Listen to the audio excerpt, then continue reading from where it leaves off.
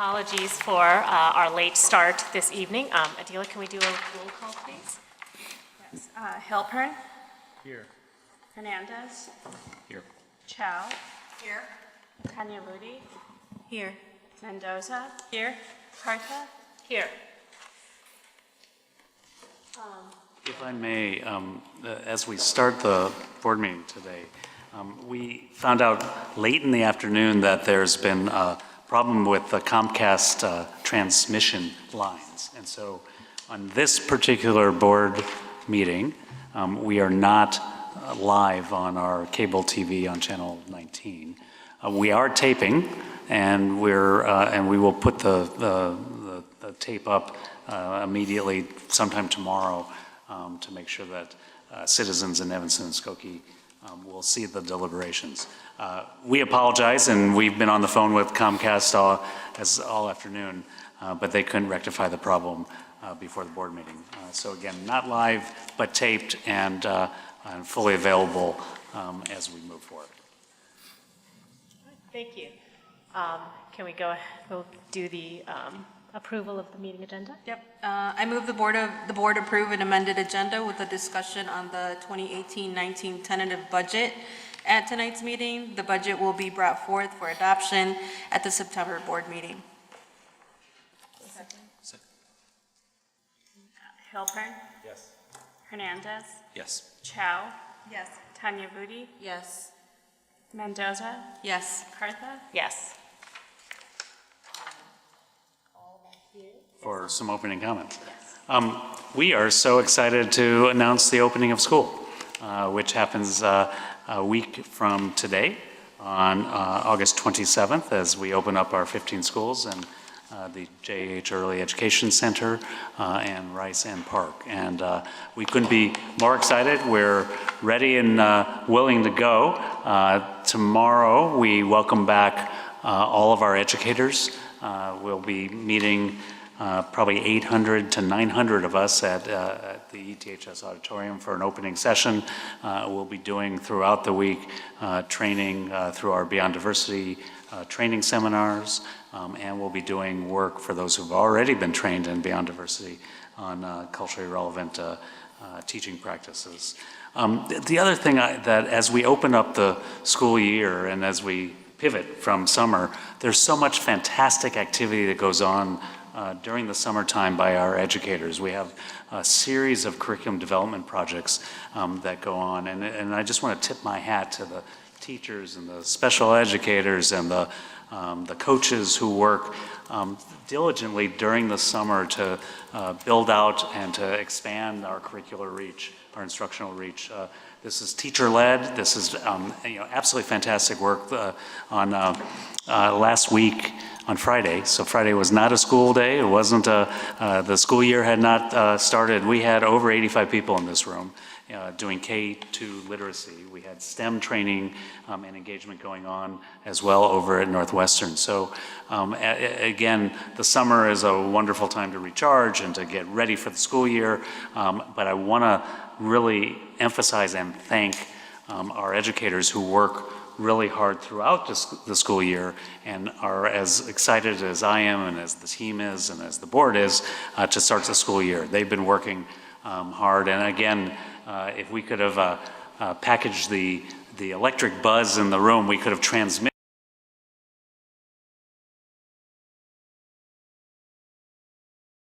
About the possibility of some restorative practices with parents and community around that decision. And so I think that it would be good to have that on the calendar. We do have a TWE update on January 28th. I'm thinking specific to Bessie Road. So And was that all that my information? my thinking was that in that TWE update we would address Bessie Roads and also take a look at begin to think about and move forward in that idea of how we're breaking down further isolation of two-way immersion. Okay, all right, great, thank you. And then, I really do appreciate seeing, again, some of the reports around the two-way immersion program and the implementation of it. Is there a way we can also have some targeted reports? And I don't want, again, this is already part of the way we report anyway. But looking at Black student achievement, right, and then English learner, and well, we'll cover EL, but also SPED, like students in special education programs. Is there a way that we can dig in a little deeper, all right, in regards to how we report on those specific marginalized populations? So I think a couple things on that one, particularly we've got MTSS on the list, we've got math updates. Each of the academic reports that we're going to provide to Immersion, MTSS, math update are going to be specifically sliced to take a look at the impact that it's having on a variety of groups, Black students being certainly front and foremost in that analysis. So I do think that we're going to be very specific in calling out race and having very specific conversations about race and impact as we go. So I think you will see a very regular cadence of reporting around race and second language learners through the various topics on the board calendar.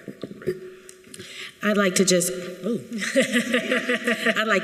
also that part of what I'm doing right now is a lot of diagnostic into some particular focus schools, but also just overall into different systems. And so I do have a couple of updates listed on the calendar as well. So. And we specifically have November 12th as, we've called it School Improvement Processes for Black Student Success.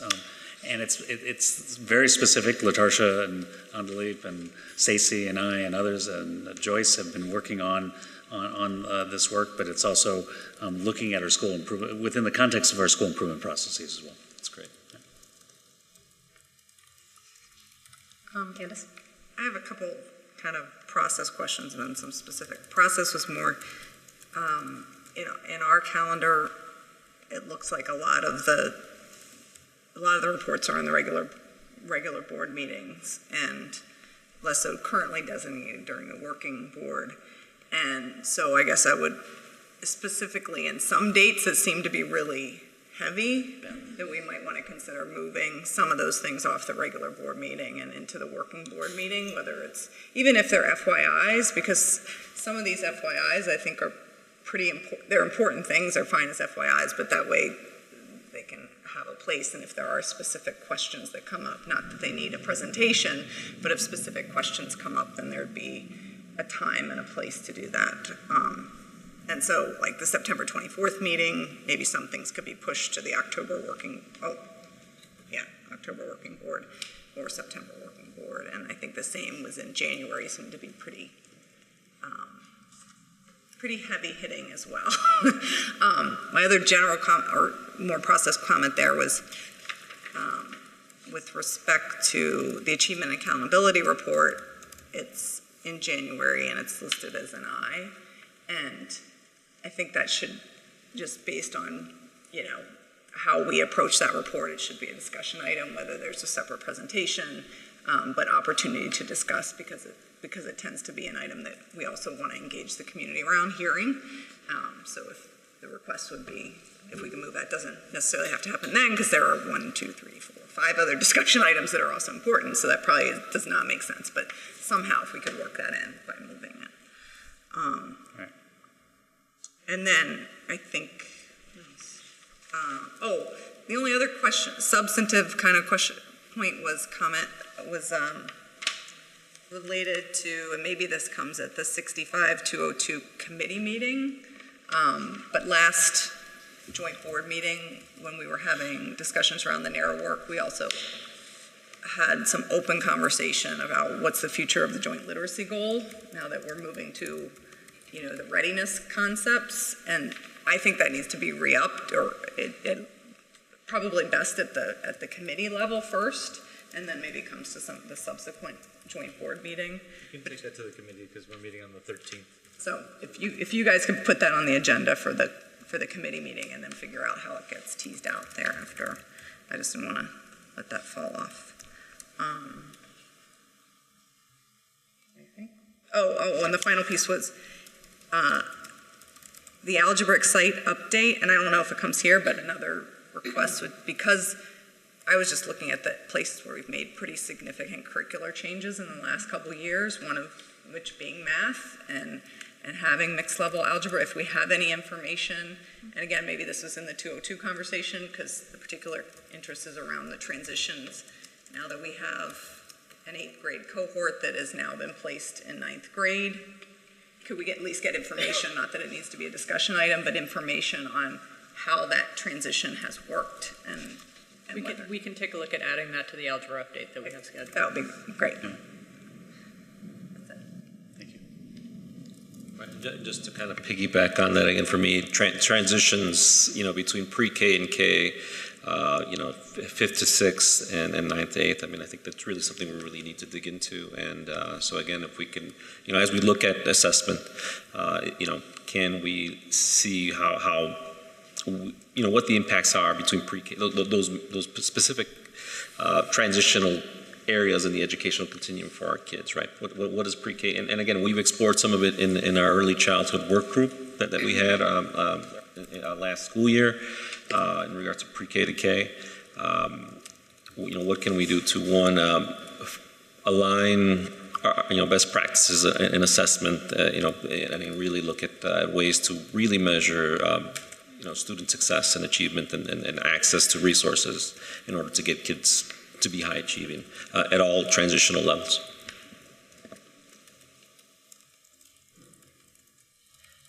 Any other? My go only ahead. question is about process, Yeah. and for the schedule of the accountability reports, or really anything that requires obviously more reading than the regular type of packet.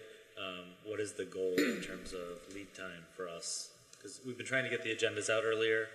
Are we looking at like a 7 to 10 day lead time, or obviously depends on the flow of the team, but.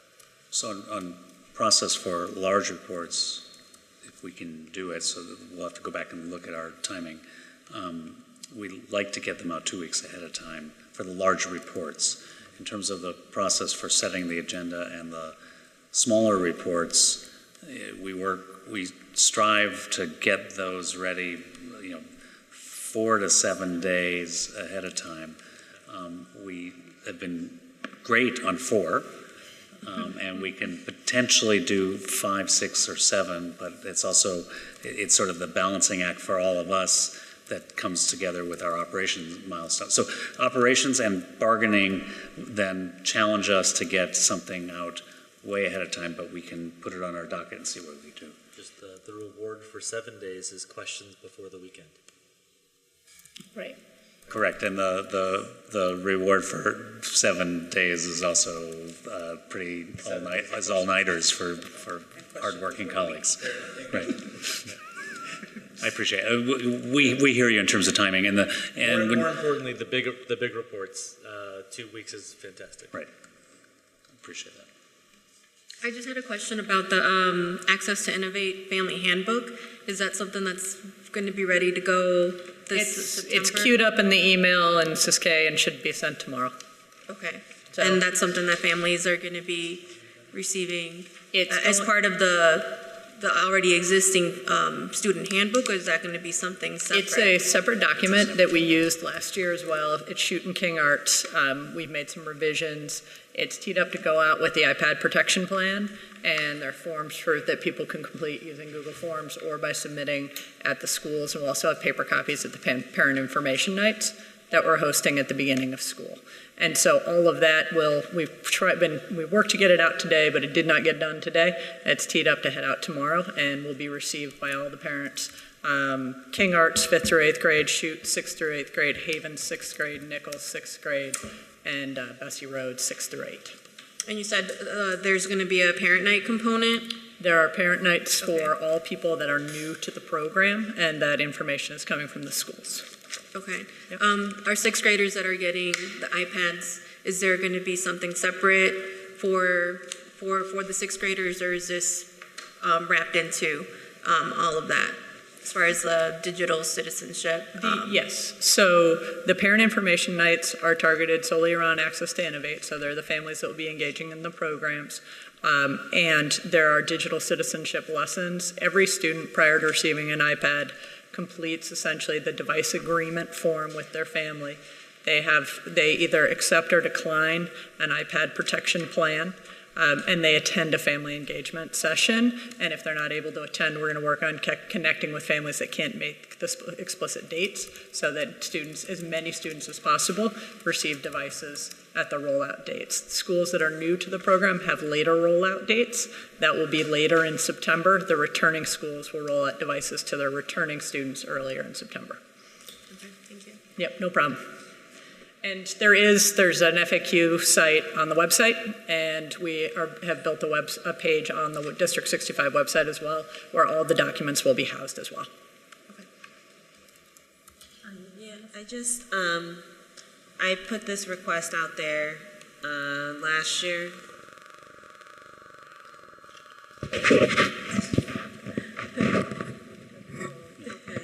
Can you all hear me? Yeah. Yeah. I put this request out there for data last year, but just to put it out again, in terms of how, when we receive achievement data, if we could get the racial and ethnic disaggregation of that data along the lines of IEP status and ELL status and gender identity, I feel like that would be useful. Otherwise, it feels a bit like we're comparing apples to oranges when we have some racial and ethnic disaggregated data and other data that is a completely other identity status. And I think we already do that for free and reduced lunch.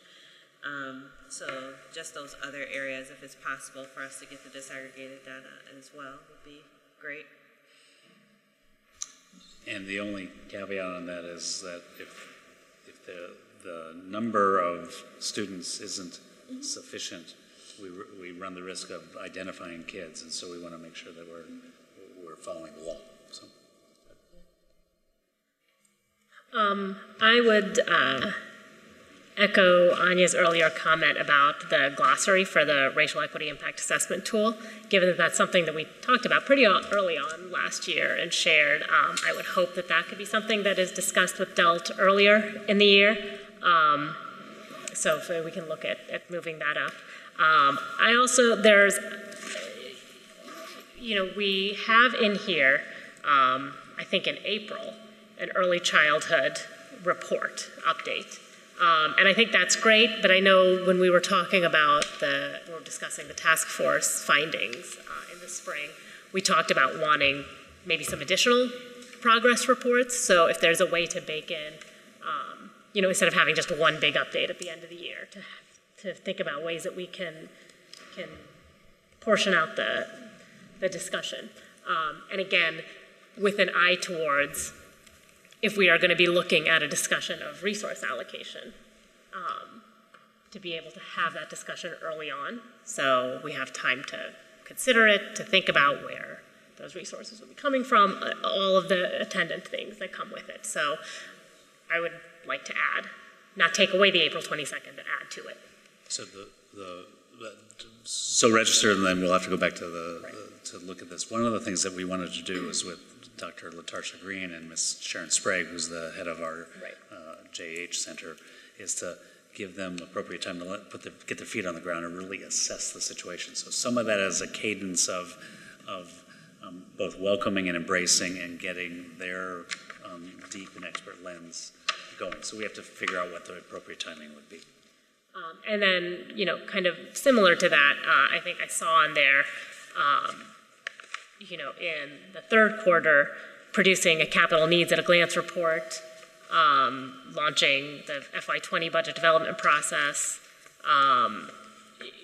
Again, we've talked, and Joey mentioned it in our previous discussion, I don't really see baked in here how we're going to, because I do agree that it's important now, when we're not in crisis mode, to be starting to think about those things, but we have to make sure that we set aside the time for that. I don't think these are easy discussions or things that will be able to happen quickly. That's also impacted by negotiations, because the same player who would have to do that work is also at the table crunching out the numbers for negotiations. So that's why we have that then, as opposed to earlier on. Right. And then I also, there were, like Candace mentioned, there were some things in it feels a little bit like every year we move more things to as FYIs, which in general, like I don't necessarily have a huge problem with that, but there are some things like the Achievement and Accountability Report. I know that I think for this time, the 5 Essentials was an FYI. There are some things that I think would be worthwhile for us to pull out as discussion topics, especially, I don't think it needs additional reporting than whatever you would be already generating for the FYI section. But I think that it would be worthwhile for maybe all of us to look at those that would help. things that are labeled I, and think about what would we like to see pulled out as discussions. Not everything, of course, but the highlights, and then we can work to see how we can do that as we're thinking about how do we move some of the discussion items so that a single board meeting isn't overly burdened.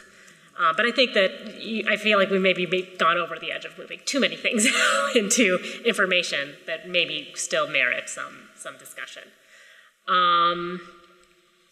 And just for really quickly going back to TWE, I did see it in several places, and I'm glad that we are going to be talking a little bit more about that. I think I heard Stacy saying that it'll be in part to think about the isolation of strands. I know we'd also talked last year about, I don't know if the plan is to think about the moving into TWE into middle schools, and also just talking about, the program as it currently is, and are we implementing it with fidelity and having it as strong a program as it could be. So I just want us to, especially when we're thinking about isolation of strands and moving into middle school, like those are things similar to adding the strand last year that could be very impactful decisions. I'm assuming that right now the intention is not necessarily to make a change for the next school year, that we're just starting to talk about it now, but I just want to make sure that, again, as we think about these things, we're taking the time to really plan, have communications in place for this school communities that could be affected by any changes that we're thinking about. And the other one, that established the community schools work plan for each site. I saw that in Q2 as a strategic milestone. We have not talked to the board about community schools in a while, and I know that there is an update. I don't remember now when it is, but it's later in the year that we're going to get a community schools update, which I think is great. I do wonder about the timing of that, though, if we need to have a discussion, again, especially thinking about long-term financial planning and vision, if we might need to have that discussion earlier before, just because I don't feel like I have a great understanding, and I think I've heard from other board members that what's happening with community schools, maybe thinking about having that discussion before we go down a path that maybe the board is going to look at and say, oh, we didn't know that was happening, and we don't know if that's something that financially we can support in the way we'd like to. And we're moving with dispatch on the Director of Family and Community Engagement and Equity position. And so some of that is a timing issue as well. It's cadence based on players. Well, maybe then we have to push, if we have a discussion, push more action later, you know what I mean? Well, just so that right. we're not putting the cart before the horse, so to speak. Correct. Right, I think, yeah, So, correct, yeah, so that would mean moving the work. Like I said, I think right now it's in, where did I see it? I don't know. yeah. I'll go back to that. One other thing that I just forgot that I think it's the strategic plan milestones, we talk about completing it's in the capital, completing the double door entry. So this is just a point of information. Are we completing the double door entries over the winter break? Well, I think what that implied is the current projects underway, which are the 2 projects, one at King and one at Washington. The other 3 will be completed during this school year, but probably more towards, well, actually, I think during the next summer. So maybe the item is so we just have to clarify. To the putting out the bids and everything? Right. Which would make sense. Yeah. I just wanted to make sure we don't typically do work over. No, we're not going to, right, we're going to complete the 2 that we have underway now, Yep. and then the bids will go out and for projects towards either the end of the school year or during next summer.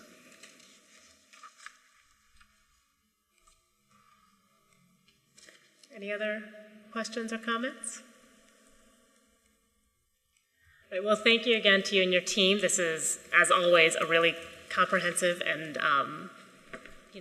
it's a lot of work that goes into putting it, and then also into executing it. So thank you for that. We will continue. So I think, if board members can again look at those items and kind of think about maybe what we might want to have in a discussion, and then we can talk about how that would actually play out at board meetings. And then we'll come back also with sort of the cadence of our work and how we can do what we need to do, especially as we're focusing on culturally relevant practices and negotiations, because that's how we want to drive the work of the year. Okay, great. Thank you. And thanks for a lot of this I hope you see comes from that initial brainstorming session that we had. And so I think we covered most, if not all, of the suggestions that you had. Excellent. All right, well, before we get reined in, does anybody have any committee reports to share? I know we just had our first committee meeting last week. And I don't think that really anything else has met yet. So on that note, I adjourn this meeting at 8:33.